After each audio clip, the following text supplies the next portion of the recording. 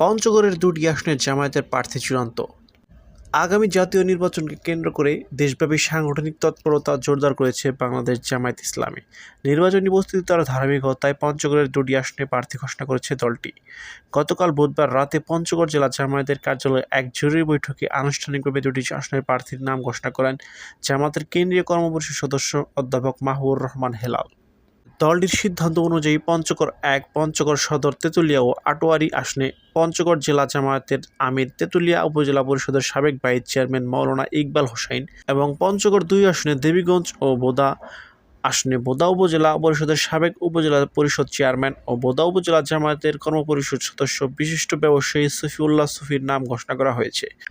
এদিকে দুটিতে প্রার্থী ঘোষণার পর তৃণমূলের নেতাকর্মীর মাঝে ব্যাপক উৎসাহ ও উদ্দীপনা লক্ষ্য করা গেছে। সামাজিক যোগাযোগ মাধ্যমে ছবি পোস্ট করে অভিনন্দন জানাচ্ছেন অনেকেই।